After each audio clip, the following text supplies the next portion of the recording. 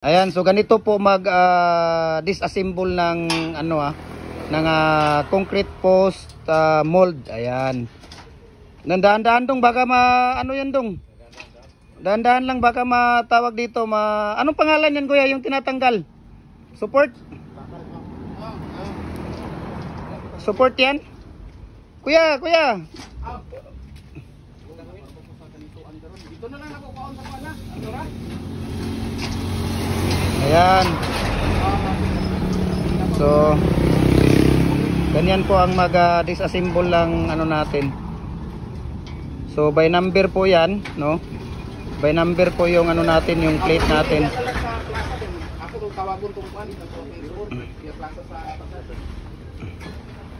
Ayan. Ayan, sige. Ayan. So by numbering po ito, ayan yung niya, ayan, yung mga lock niya sa gilid, ayan. So yung sa kabila, tanggalin niyo yung lock, ayun. Yung sa kabila pa isa. Ayan.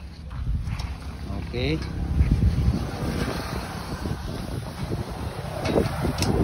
Ayan, so ganyan lang magtanggal, tapos tanggalin niyo na yung mga plate. Ayan, yung mga plate. Tanggalin niyo na yung mga plate. Ayun. So ganyan lang tayo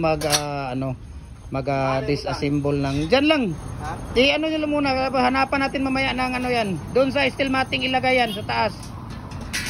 Ayun.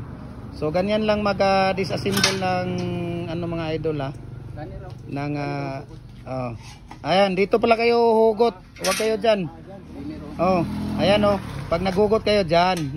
Kung nakita niyo si Kuya Mimir, ganyan ang tamang paghugot. So alam na natin ang paghuhugot alam na niyo ang paghuhugot ng diyan pala. Dili diyan. Yan. Sus number 1. Okay.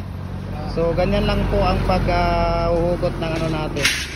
So ito po ay isang set ng natin ng concrete pins mold, no? Molder. Ito po ang molder ng concrete post natin. So 8 feet po ang haba. Pwede na tayong gumawa ng 6 feet, 7 feet at saka 8 feet kasi mayroon siyang pangkundim yan Ito yung plate niya na pangkundim, ayan. So yung muhon hindi yan kasama Ayan. So isang set na yan.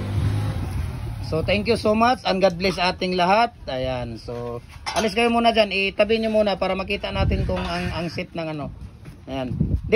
Isa-isa muna ninyo dong. Isa-isa kasi picturean natin. Isa-isa. Niyo yung tawag dito, yan yung may pula, yan. Sige. Ayan, isa-isa. Itabi niyo muna diyan, kuya, itabi niyo. Yan. Yan. Tapos ayan, itabi niyo, ayan. Picturean natin ng Ayan. Tapos yung isa dong, ilabas niyo yung muhon diyan. Dalhin niyo bro dito yung muhon. Ayan. Tapos ilagay mo yan doon yung i-straight mo yan doon kuya, isa diyan. Yan. Tapos yung isa, yan. Yan, ilagay mo yan diyan. Ayan. Ilagay mo itong isa dong. Tatlo.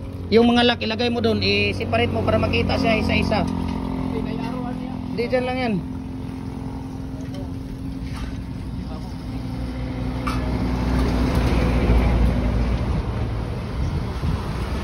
Ayan. So yung mga lock, tama na yan dong. Tapos yung lock apat i-separate mo.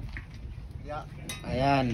Dito lang, diyan lang, itapi mo lang, magkatapi lang sila. Ganyan Ayan, para makikita nila ang isang set. Ayan na po ang complete. Kulang lang isang plate yan kasi naiwan sa naiwan doon sa pub shop. So babalikan mamaya-maya. Ayan, so yan ito lang mga complete set natin ng concrete pins molder. Ayan, so thank you so much sa ating lahat and God bless ating lahat.